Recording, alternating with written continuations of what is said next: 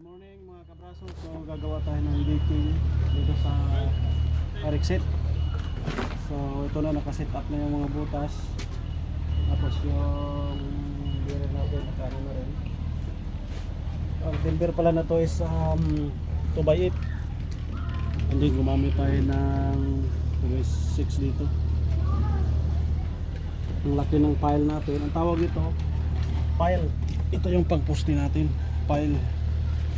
Yan. Ang purpose nito, alam nyo ba kung anong purpose nito na pinano to?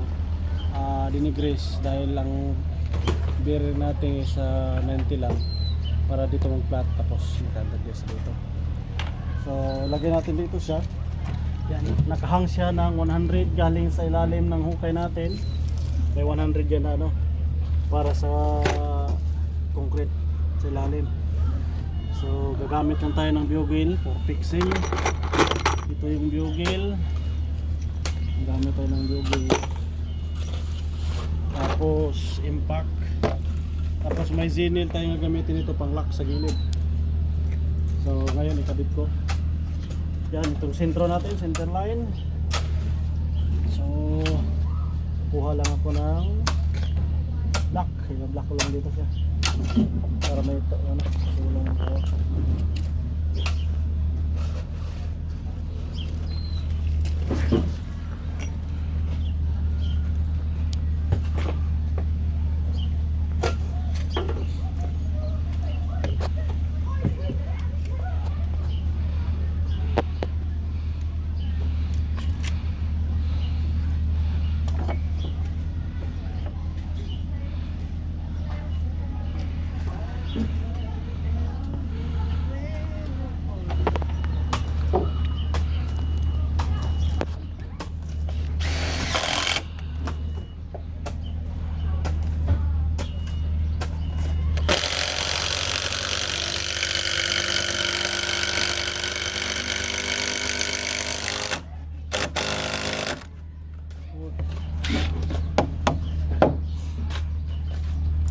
So yan na yan.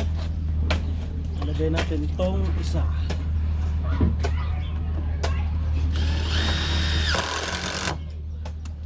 Ganito dito maglagay ng tiki. Yan.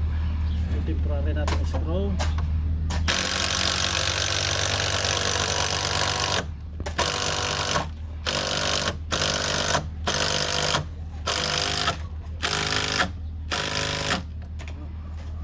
Lock.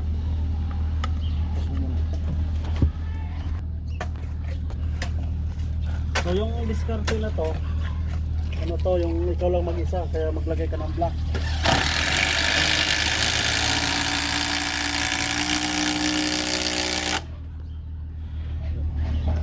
Kung mag-isa ka lang, kaya kung gumamit ka ng block, walang tagahawak.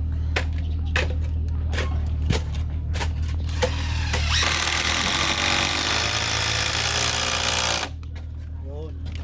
Tapos tanggalin na.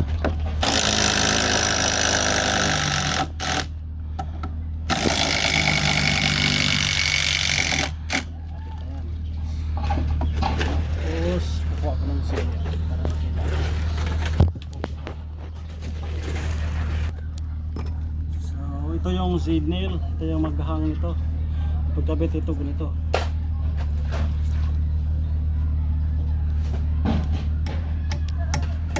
Oy, tumalon.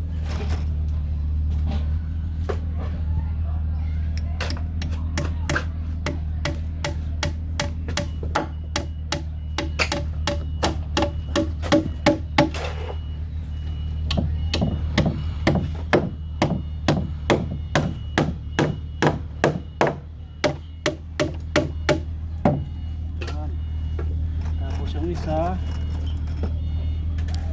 ay dito sa kabila. So ano to, left and right. Left and right. Hanapin mo yan kasi medyo nakakalito to. Right. Dito yan, kabila. Dapat line up.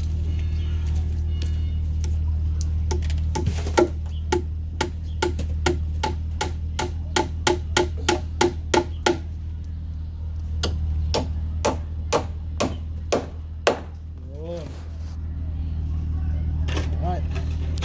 So ilagay natin yung electrode niya.